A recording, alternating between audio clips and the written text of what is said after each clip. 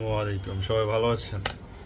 আচ্ছা, একটা জিনিস খেয়াল করেন তো, আমাদের বাংলাদেশ ক্রিকেটের সমস্যাটা কোথায়? এক হাতুড়ি সিংয়ের জন্য যে প্রবলেম ক্রিয়েট হচ্ছে, আমরা আমেরিকার মতো 105 নম্বর টিমের কাছে হারছি। টিমের মধ্যে কোনো প্রকার কমিউনিকেশন নাই, কোনো প্রকার দায়বদ্ধতা নাই। আর আমেরিকা যারা প্রবাসী রয়েছে তারা $240 বা তার আশেপাশে এরকম ডলার অ্যামাউন্টটা দিয়ে তার টিকিট কিনেছে, টিকিটটা সেল করছে এবং তারা বাংলাদেশের খেলাটা বয়কট করছে অ্যাকচুয়ালি। অন্যদিকে প্লেয়ারদের মধ্যে কোনো প্রকার লজ্জা বোধ নেই, কোনো প্রকার লাজ লজ্জা বলেন বা আমি টিম হেরে যাচ্ছি একটা ছোট্ট একটা টিমের কাছে, আমার মধ্যে কোনো মানে জিদ বলেন, আমি ভালো খেলতে পারছি না, আমার টেকনিকটা চেঞ্জ করতে হবে, আমার রান হচ্ছে না, বা আমার দলের প্রবলেমটা সেটা তারা এখন পর্যন্ত আইডেন্টিফাই করতে পারছে না। তো এই হাতুড়ি সিং কোচ, যাকে স্বয়ং শ্রীলঙ্কার কর্তৃপক্ষ তাকে ওখান থেকে আউট করে দিয়েছে, তারপরও এই মালটারে আমরা কেন রাখছি?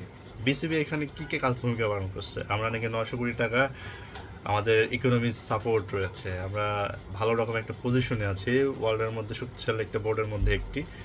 সো সেই বোর্ডের এরা খুব মানহীন, ক্লাসলেস,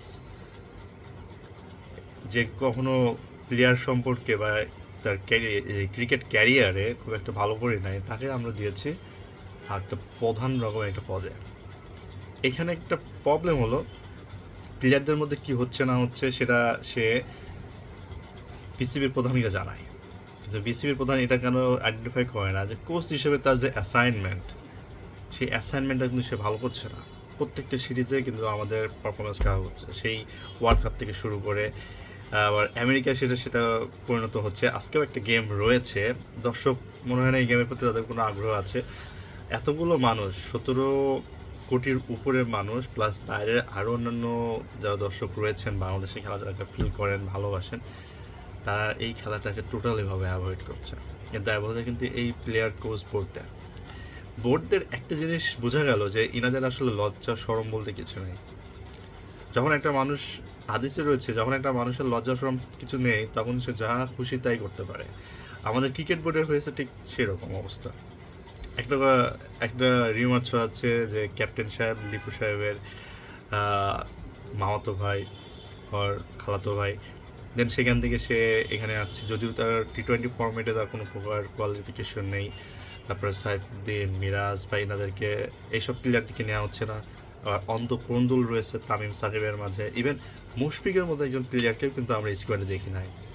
এটা আসলে আমাদের জন্য খুবই মানে নোংরার থেকেও বেশি কিছু। ব্রিটিশরা যে 200 বছর এই দেশে শাসন করেছে, কেন শাসন করছে এখন হয়তো আপনারা বুঝতে পারবেন। যে আমাদের দেশের এই ছোট্ট একটা ক্রিকেট বোর্ড দিয়ে যদি জিনিসটা বোঝানো যায়, জিনিসটা যদি আমরা বুঝতে পারি, তাহলে পুরো বাংলা 38 লক্ষ বর্গ কিলোমিটারের যে বড় এরিয়াটা ছিল ওই সময়ে, আসাম, উড়িষ্যা বলেন, কলকাতা বলেন, এই সমগ্র বাংলার মধ্যে বাংলার মানুষ যে কতটা ক্রিটিক্যাল, কতটা মানে ডিপ ডাউনে গেছে, যে কারণে এই পরিস্থিতি তৈরি হচ্ছে। আজকে আমরা আমাদের নিজ দেশের খেলাকে সাপোর্ট করছি না, ঘৃণাবোধ করছি, এবং প্লেয়ারদেরকে আমরা দূরদূরে দিচ্ছি, বকা দিচ্ছি, গালি দিচ্ছি, ইভেন তার পরিবার তুলে আমরা গালি দিতে দুইবার ভাবি না। যেমন লাস্ট কয়েক মাসে লিটন কুমার দাস বলেন, সৌম্য বলেন, এই যত আনইউজুয়াল ইউজলেস প্লেয়ারগুলোকে টিমে রাখার কোনো প্রয়োজন নেই। আপনি সিনিয়র প্লেয়ারের একটা কম্বিনেশন করেন, যারা পারফর্ম করছে তাদেরকে কম্বিনেশন করেন না, সেখানে এটা করা হবে না, এটা করা যাবে না। এটা যদি না করি তাহলে অনেক প্লেয়ারের কর্মকর্তাদের মধ্যে প্রবলেম দেখা দেবে। আর হাতুড়ি সিংয়ের মতো একটা হ্যামারিং একটা পার্সনকে দল থেকে আউট না করা পর্যন্ত আমার মনে হয় না বাংলাদেশের ক্রিকেট বোর্ডে কোনো কিছু উন্নত হবে। একই সঙ্গে এই বোর্ড প্রধানদের কর্মকর্তাগুলোকেও ছাঁটাই করতে হবে।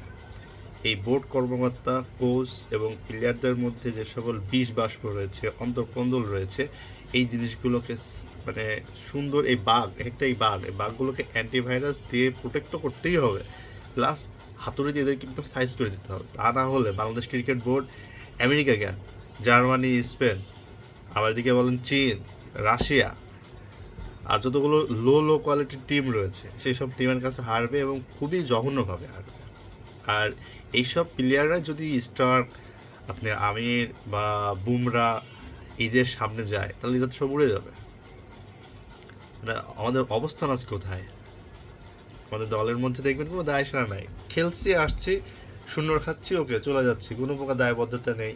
ম্যাচ আমাকে বের করতে হবে, ম্যাচটা আমাকে উইন করতে হবে, সিরিজ বাঁচাইতে হবে, আমি ধরেন ক্রিকেট আপনি খেলছেন, আপনার পারফরমেন্স খারাপ, আপনি নিজেও বুঝছেন, তাহলে আপনার ফলটা কোথায়? কোচ কোনো প্রবলেম হলে কোচের বিষয়টা ই করেন।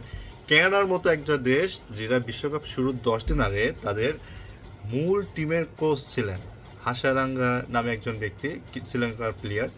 তার সাথে প্রবলেম হয়েছিল প্লেয়ারদের, এবং অনেক প্লেয়ার তার নামে লিখিত অভিযোগ করে, এবং বোর্ড কর্মকর্তাদের সাথে তিনি তর্ক করেন প্লেয়ারদের না নেওয়া নিয়ে। সেই কোচকে কানাডা কর্তৃপক্ষ 2বার ভাবি নাই তাকে ছাড়াই করতে। অথচ আমাদের দেশে হাতুড়ি সিং, এই হ্যামার সিংকে ছাড়াই করতে গেলে আমাদের 2বার ভাবতে হয়, যিনি বাংলাদেশের এখান থেকে পার এয়ারে হাজার হাজার ডলার নিয়ে চলে যাচ্ছে, যার কোনো আউটপুটই নাই। আমরা প্রত্যেকটা টিমের সঙ্গে যাচ্ছে তাই পারফরমেন্স করছি। এক জিম্বাবুয়ে সিকান্দার রাজা যদি পারফর্ম করে জিম্বাবুয়ে জিতে যাচ্ছে, যদি ওই ম্যাচটা বা বাকি ম্যাচগুলোতে সিকান্দার রাজা পারফর্ম করতো, বাংলাদেশের জন্য কী অবস্থা হতো?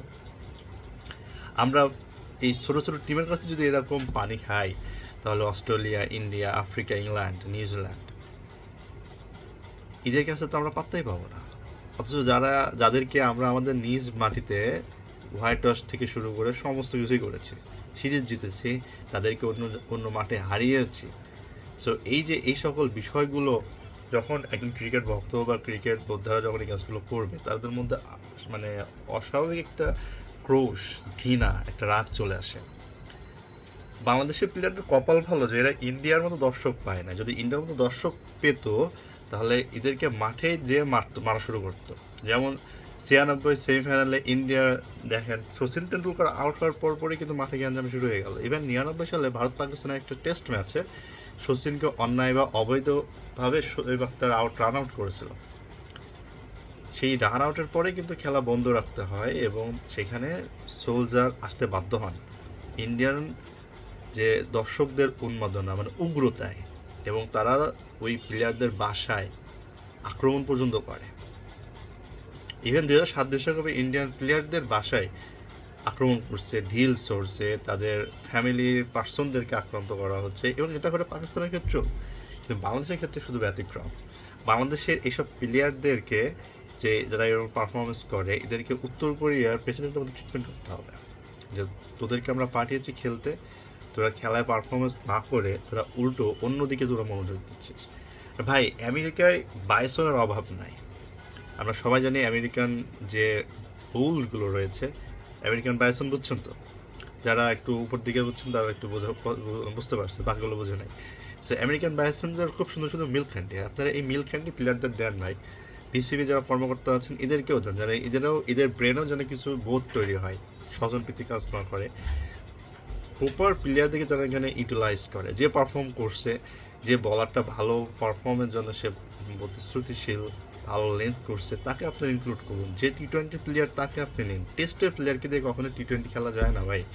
আপনি ওয়ানডের প্লেয়ারকে দিয়ে টেস্ট খেলাইতে পারেন, কিন্তু টেস্টের প্লেয়ারকে দিয়ে টি-20 চলে না। আর আমাদের এই ক্রিকেট টিমের প্রতি প্রত্যেকটা মানুষের যে পরিমাণ ঘৃণা বোধ, মানে এই যে লাস্ট কয়েক সপ্তাহ যেটা আমরা পর্যবেক্ষণ করলাম, সেটা সত্যি মর্মাহত এবং আমাদের দেশের প্রতি খুবই লজ্জাজনক। আমাদের এই সময় আমাদের দেশের কোনো মিডিয়া বা কোনো কর্তৃপক্ষ, বোর্ড কর্তৃপক্ষ নিয়ে কোনো কথা বলে না, কিন্তু প্রবলেম কিন্তু দেখবেন সরিষার মধ্যে ভূত রয়েছে। আপনি কোচকে আমরা নাড়ছেন, কিন্তু কোচ হেড প্রধান যারা আছেন, বিসিবি কর্মকর্তা, তাদের ইশারায় চলে। 15 জন প্লেয়ারকে আপনি কেন সিআই লাগাবেন তাদের পিছনে? তাদেরকে কেন আপনি মানে স্টেপ বাই স্টেপ তাদেরকে আপনি হিট করবেন, গোয়েন্দাগিরি করবেন? তাদের নিজস্ব সত্তা রয়েছে, সেই সত্তার জায়গাটা তাদেরকে দেন, তাদেরকে স্পেস দেন। তারা ভালো পারফর্ম করছে কি করছে না সেটা আপনি নিয়ে দেখভাল করেন, কিন্তু তাদের ব্যক্তিগত বিষয় নিয়ে তো আলোচনা করা উচিত নয়। একটা প্লেয়ার কি করলো না করলো সেটা তার বিষয়, কিন্তু সে মাঠে সেটা দিচ্ছে কি না এটা একটু দেখান। এক সাকিবকে দিয়ে তো আপনি সব সময় তড়ি পার করতে পারেন না। সাকিব তো একা টিমে না, বাকি 10 জনকেও কন্ট্রিবিউশন রাখতে হবে।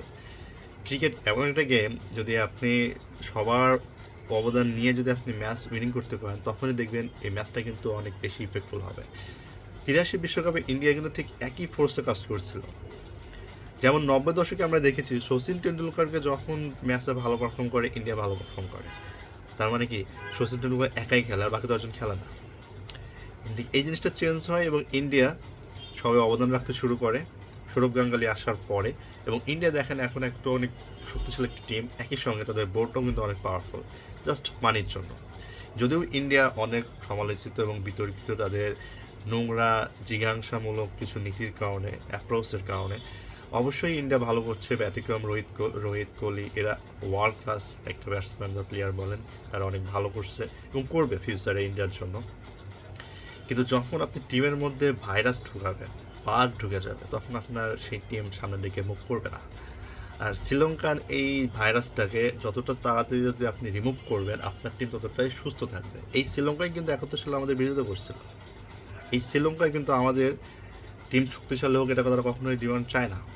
দেখবেন এখন ইন্ডিয়া শ্রীলঙ্কার মাঝে যে যখন কোনো টুর্নামেন্ট হয় বা খেলা হয়, যে পরিমাণ ভাইব হয়, এটা ইন্ডিয়া পাকিস্তানকেও ছাড়িয়ে যায় অনেক ক্ষেত্রে। সো এই শ্রীলঙ্কার এই বিষটা আমাদের টিম থেকে সরাই ফেলতে হবে। একই সঙ্গে বিসিবি যে সকল নির্লজ্জ বেহাল যে সকল কর্মকর্তা রয়েছে, এই সকল কর্মকর্তাকে দ্রুত এখান থেকে কিক আউট করে দিতে হবে। আর টিমের মধ্যে যে সকল প্লেয়াররা টিম স্পিরিটটাকে প্রশ্নবিদ্ধ করে, টিম বাধাগ্রস্ত করে, এদেরকে সরিয়ে দেন, এদেরকে টিম থেকে একদম সাট করে দেন। আপনি টিমে, এরা সবাই বাংলাদেশকে প্রতিনিধিত্ব করে বলে আমরা বাংলাদেশের খেলা দেখি, সাপোর্ট করি, এবং এটার জন্য আমাদের মূল্যবান সময় তাদের পিছনে দিই বা তাদের ইনভেস্ট হয়। আপনি কিন্তু প্রত্যেকটা দর্শক কিন্তু ইনভেস্ট করে, তার সময় ইনভেস্ট করে, আর এই সময়ের ইনভেস্টের বেনিফিটেই কিন্তু ওই সকল কর্তৃপক্ষ বা বোর্ড বা ওয়ার্ল্ড আইসিসি বা মিডিয়া বলেন, তারা কিন্তু লাভবান হয়। ঠিক একইভাবে এই সকল মানুষদের কিন্তু একটা জিনিস প্রয়োজন, তাদেরও এই জিনিসটা বুঝতে হবে। প্রত্যেকটা মানুষের জবাবদিহিতে থাকা উচিত। একটা খেলোয়াড় তার মাঠে পারফরমেন্স হচ্ছে না, সেটাকে ক্লিয়ারিফাই করতে হবে। যদি সে না পায়, তাকে সময় দিন, সে ব্রেক নিক, নতুন কোনো কিছু করুক, তারপরে আবার সে কাম ব্যাক করুক, তাকে সেই সুযোগটা দিন। কিন্তু প্লেয়াররা যদি ক্রমাগত অনবরত কন্টিনিউয়াসলি একই গোল্ডেন ডাক আমাদেরকে উপহার দেন এবং যাচ্ছে তাই পারফরমেন্স দেন, আমেরিকার মতো টিমের কাছে যদি আমাদের হারতে হয়, তাহলে এই টিম থাকার থেকে না থাকাই ভালো। সো বাংলাদেশ ক্রিকেট বোর্ডকে করজোড়ে অনুরোধ করব, আপনার ক্রিকেট বোর্ড থেকে বিষাক্ত কর্মকর্তাগুলোকে আউট করে দিন, আর হ্যামার রেসিংয়ে হাতো রেসিংটাকে আগে কিক আউট করুন, এবং টিমের মধ্যে যারা টিমের বন্ডিংটাকে নষ্ট করছে ওই সকল প্লেয়ারকে সার্ট করে দেন। ভালো থাকবেন, বাংলাদেশ ক্রিকেটটা আগিয়ে যান। আসসালামু আলাইকুম।